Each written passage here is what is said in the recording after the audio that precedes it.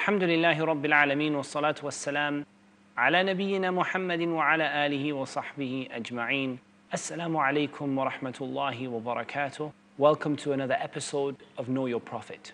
What we want to do now in this episode, insha'Allah ta'ala, is to introduce the source of our ahadith for this series, insha'Allah ta'ala. And that is because from the most beneficial ways of studying the character of the Prophet sallallahu alaihi wasallam is to find a book that is specifically written on the character of the Prophet sallallahu alaihi wasallam. And for this we have chosen the book Shama'ilun Nabi sallallahu alaihi wasallam by Al-Imam At-Tirmidhi rahimahullah ta'ala. But before talking about the book, I just want to talk to you for a few minutes about how the characteristics of the Prophet sallallahu alaihi wasallam came to be written in independent books. In the beginning, the ahadith that represent the shama'il of the Prophet sallallahu alaihi wasallam, his comprehensive characteristics, his physical appearance, his way of life, the way that he ate, the way that he sat, the way that he dressed, the way that he drank, the way that he slept, the way that he spoke, how he used to behave. These things began as individual hadith, along with all of the other ahadith. Perhaps a companion would have memorized a hadith about the physical description of the Prophet sallallahu alaihi wasallam, as much as they would have memorized a hadith about the halal and the haram, a hadith about nikah, or a hadith about talaq, weddings and divorce, or a hadith about the prayer, or a hadith about the wudu, or a hadith about the zakah. Likewise, they memorized and related a hadith about the physical characteristics of the Prophet sallallahu alaihi wasallam, what he used to look like, what he used to wear, what he used to do, how he used to behave. And so all of these hadith were together with different companions. And they were passed down to the tabi'een, rahimahumullah ta'ala, that generation who came after the companions, radiyallahu anhum. And again, they were passed down in random form. There were no halaqat or lessons that were specific to the description of the Prophet sallallahu alaihi wasallam, but the companions would mention it along with all of the other matters of Islam. And so when we look at the earliest collection of ahadith, we find that the earliest collection of ahadith contain some of the description of the Prophet sallallahu alaihi wasallam and his character, alongside their other matters, alongside the halal and the haram, alongside the matters of the seerah, alongside other things, the stories of the prophets, and many, many other things that you found in there together. Amongst those were the shama'il of the Prophet sallallahu alaihi wasallam, the characteristics of the Prophet sallallahu alaihi wasallam. Likewise, the early books of seerah and history contained within them a description of the shama'il, the comprehensive characteristics of the Prophet sallallahu alaihi wasallam. So you see that the Prophet sallallahu alaihi wasallam's character is recorded within the books of seerah. Again, perhaps not all in one chapter, but throughout the book of seerah, you see aspects of the life of the Prophet sallallahu alaihi wasallam that relate to his character, that relate to his physical description, what he was wearing, what he was doing, how he was sitting, and so on and so forth. One of the oldest collections to gather all of these together into one book is the book of Al-Imam At-Tirmidhi rahimahullah ta'ala. And this is one of the oldest collections that we have of the characteristics of the Prophet sallallahu alaihi wasallam, which has no other purpose than to mention those characteristics. It doesn't mention any of the halal and the haram. It doesn't mention any of the stories of the prophets. It doesn't mention any of the seerah of the Prophet sallallahu alaihi wasallam and where he went and what he did. It is focused completely upon those ahadith that contain the description of the physical nature and the character, the manners and the way of life of the Prophet sallallahu alaihi wasallam. Following on from Al-Imam At-Tirmidhi rahimahullah ta'ala, we have Al-Imam Ibn Hibban rahimahullah ta'ala, who died in 354 after the Hijrah, who wrote a book called Akhlaqun Nabi wa Adabuhu sallallahu alayhi wasallam, the manners of the Prophet sallallahu alayhi wasallam and his adab, his manners and his way of life. Likewise, Abu Shaykh al-Asbahani, who died in 369 after the Hijrah, he wrote a book with the same name, Akhlaqun Nabi wa Adabuhu sallallahu alayhi wasallam. But if we look at all of these books, we find that it is the book of Al-Imam At-Tirmidhi that has remained. It is the book of Al-Imam At-Tirmidhi rahimahullah ta'ala that has really been given a great service. So many commentaries, so many explanations, so many additions, so many people summarizing and checking and reading and explaining and commenting. And there is perhaps no book that has had the service done to it that the book of Al-Imam At-Tirmidhi rahimahullah ta'ala, Shama'ilun Nabi sallallahu alayhi wasallam, has had. As for Al-Imam At-Tirmidhi rahimahullah ta'ala, he is Abu Isa Muhammad ibn Isa ibn Sawrah ibn Musa ibn al-Dhahhak At-Tirmidhi. He was born in 209 after the Hijrah, which corresponds to 824 in the Christian era, in Tirmidh, which is a village which now would be found in southern Uzbekistan. He died in 279 after the Hijrah, corresponding to 892 in the Christian era, after 2 years of blindness in the village of a place called Bugh, which was a suburb of Tirmidh. He's most famously known for his very famous book, Jami' At-Tirmidhi. Ibn al-Athir, rahimahullah ta'ala, said about him, At-Tirmidhi was an imam and a hafiz. He authored excellent books, including Al-Jami' al-Kabir, which is the best of them. His one that is known now as Jami' At-Tirmidhi, Al-Jami' al-Kabir. And Al-Mizzi, rahimahullah ta'ala, said about him, the Hafiz, the great memorizer of hadith, the author of Al-Jami' and other works, one of the exemplary imams and memorizers, and one of those by whom Allah benefited the Muslims. And As-Sam'ani, rahimahullah ta'ala, said about him, he was the imam of his time with no equal. When you hear these statements of the scholars about Al-Imam At-Tirmidhi, you see that this was an imam of Islam who was engaged in the study of hadith. His book Jami' At-Tirmidhi, Al-Jami' al-Kabir, is known far and wide as being one of the greatest books of hadith of the Prophet sallallahu alaihi wasallam. And it's known for its attention to the science of hadith.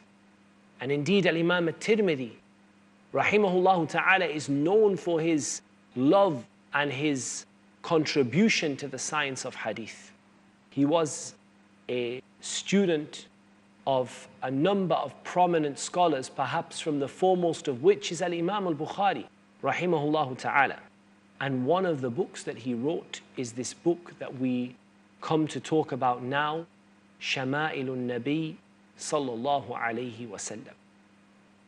You can see that he lived in that golden age of the gathering of the hadith of the Prophet sallallahu alayhi wasallam. Indeed, the hadith were gathered from the time of the Prophet sallallahu alayhi wasallam and during his life. But that golden age where many of the collections were produced of the ahadith of the Prophet sallallahu alayhi wasallam.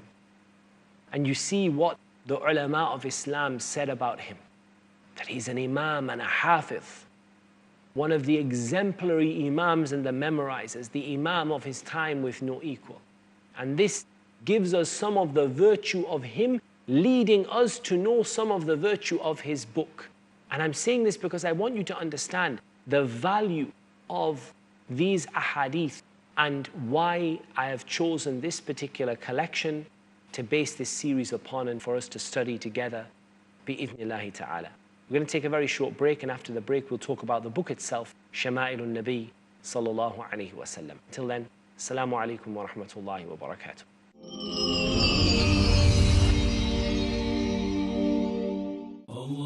Assalamu alaikum wa rahmatullahi wa barakatuh. This is your brother in Islam, Mamdouh Muhammad.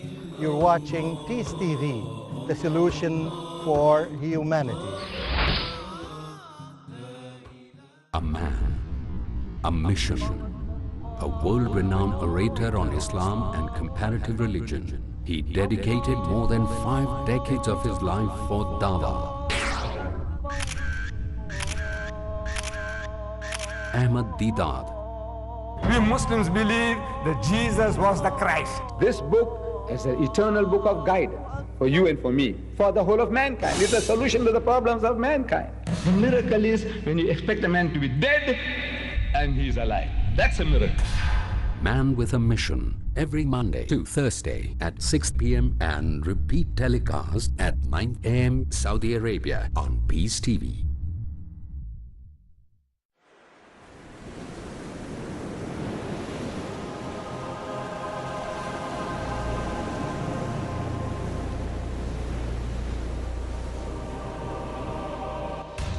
The more you hear about it, the more you desire to prepare for it.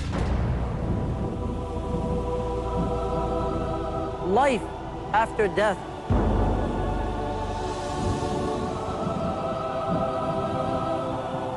Journey of the soul.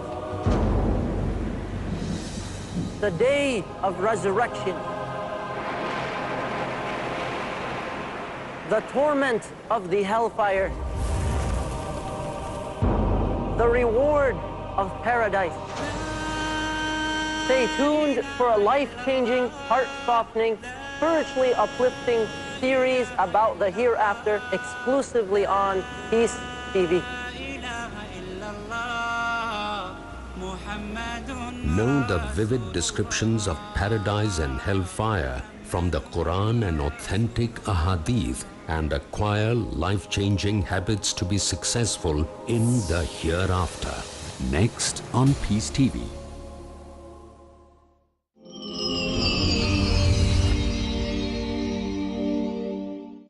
Assalamu alaikum wa rahmatullahi wa barakatuh. Now we come to introduce the book Shama'ilun Nabi sallallahu alayhi wa sallam by Imam Abu Isa Muhammad ibn Isa at-Tirmidhi rahimahullah ta'ala. And the title of this book is Shama'ilun Nabi sallallahu alayhi wa sallam. And some of the scholars of Islam referred to it as Ash-Shama'il, and some of them referred to it as Ash-Shama'il al-Muhammadiyya, the characteristics of Muhammad. And some of them simply referred to it by its shorter name, Ash-Shama'il, the characteristics, the book of characteristics. But the proper name for it is Shama'ilun Nabi sallallahu alayhi wa sallam. And we said that it is perhaps the oldest book, certainly the oldest to have reached us, which is purely and solely authored about the characteristics of the Prophet sallallahu alaihi wasallam. One of the beautiful things about this book, inshallah ta'ala, you can certainly find the book available in Arabic, and as far as my research goes, I have found a number of partial translations available in English. But one of the great things about this book is that it is neither too long nor too short. It's not excessively long that you feel that it goes on forever and you feel that a lot of stuff is in there that isn't from the topic. It's of a nice length. Nor is it so short that you feel you don't get enough about the physical description and the character of the Prophet sallallahu alaihi wasallam. Rather, you feel that it is of a lovely length, a nice length. It comprises 56 chapters and around 415 hadith. Now, this series, with the length that it is, we're not going to cover all 415 hadith, nor are we going to cover all 56 chapters. But insha'Allah ta'ala, we want you to feel like you have had a good read and a good chunk of this book, and that you have come across the most important characteristics and attributes, and from then, insha'Allah ta'ala, you can expand upon that with your own research and your own reading, insha'Allah ta'ala. One of the things that stands out about the book Shama'ilun Nabi sallallahu alayhi wasallam by Imam al-Tirmidhi is the wonderful methodology of Imam al-Tirmidhi in ordering the hadith. Because it's a big subject, and perhaps a difficult subject to order in a way that is natural. I mean, the ibadat, when it comes to matters of worship, you start with wudu, and before wudu, the things you need for wudu, like water and the vessels that you hold the water in, and then you begin with wudu, and then you go to the prayer, and then from the prayer, you go through the pillars of Islam. There's an order.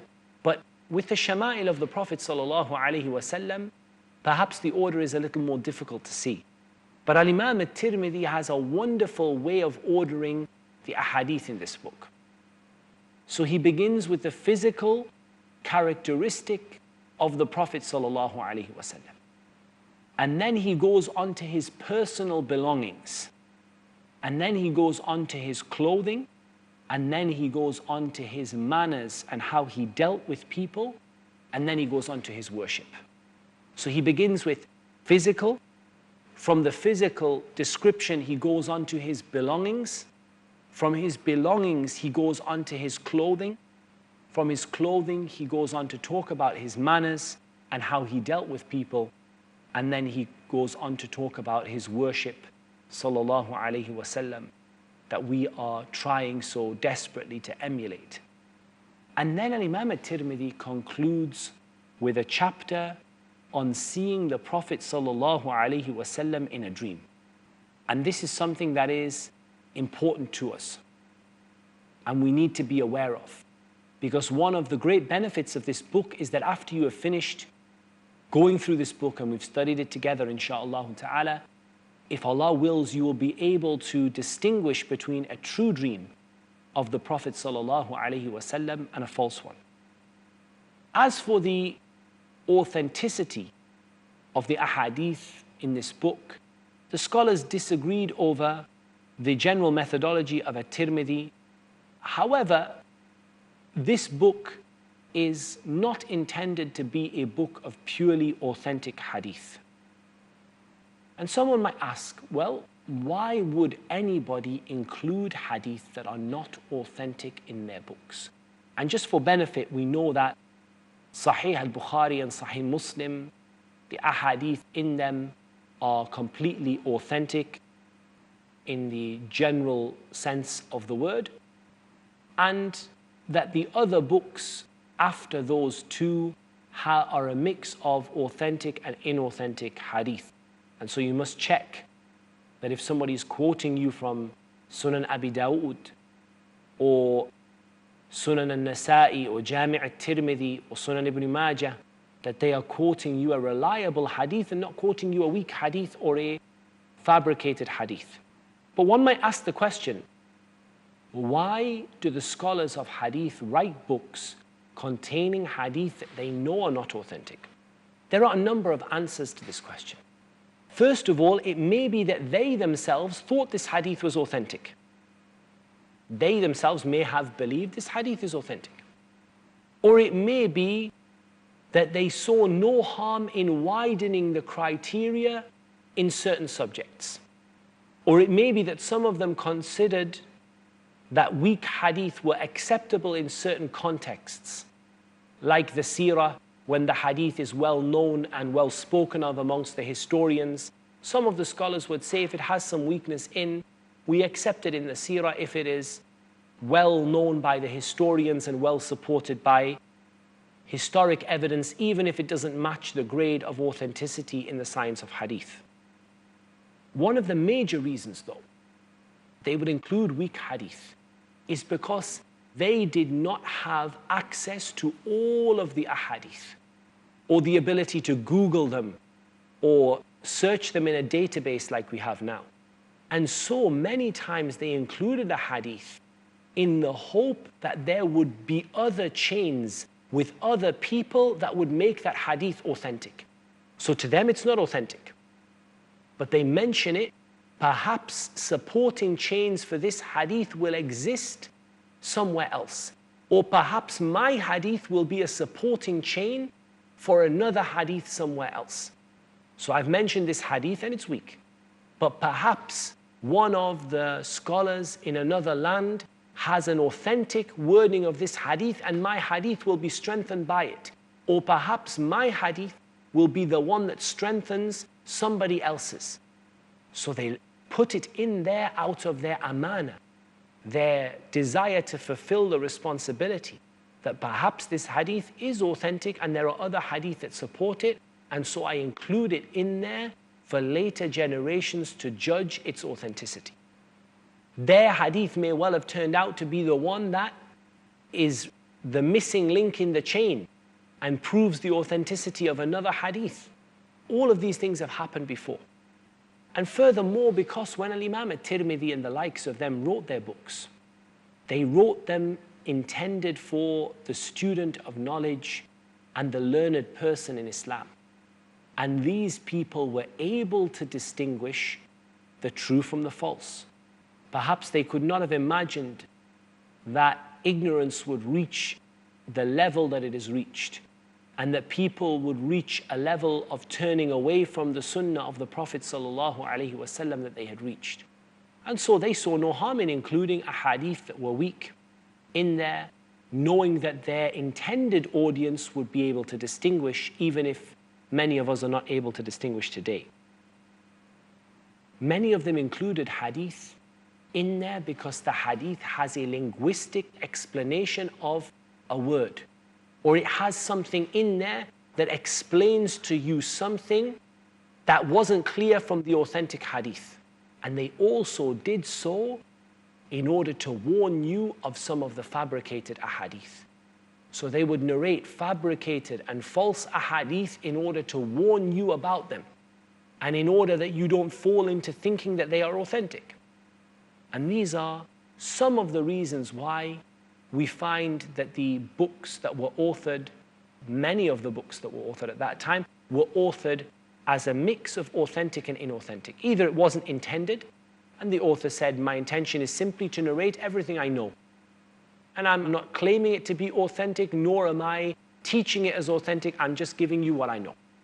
Or they themselves thought that they were authentic and made a mistake, or they thought that this is a subject where we can be a bit more lenient than we would be in other subjects, because they thought that they would find other books that would later prove their hadith to be authentic, even if the one they had wasn't, or because their hadith might prove to be the missing link or the one that supports another hadith and therefore revives a part of the sunnah of the Prophet ﷺ that was lost, or because their audience were learned people who knew the difference, or because they wanted to explain a part of an authentic hadith and there was a different word or a different turn of phrase there that helps you to understand what the other hadith was talking about, or to prove to you that they are weak and to warn you from them.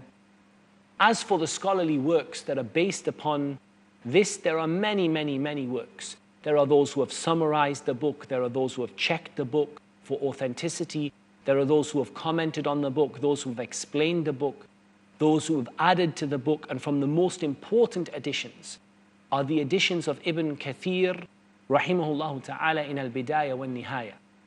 In Al-Bidayah wa Nihaya, Ibn Kathir, rahimahullah ta'ala, he adds a hadith that At-Tirmidhi didn't include in the book Ash-Shama'il. And there are also some useful summaries of the authentic ahadith that are found within the book, so you can have a copy, Sahih Shama'il al-Tirmidhi, where some of the scholars of hadith, rahimahumullah ta'ala, checked the ahadith in al-Tirmidhi and extracted for you the authentic and left the weak there, and produced a book called The Authentic Hadith of Shama'il al-Tirmidhi, rahimahullah ta'ala. In the next episode, inshaAllah ta'ala, we're going to start with our first hadith, and we're going to continue from there, inshallah. Until then, Assalamu alaikum wa rahmatullahi wa barakatuh.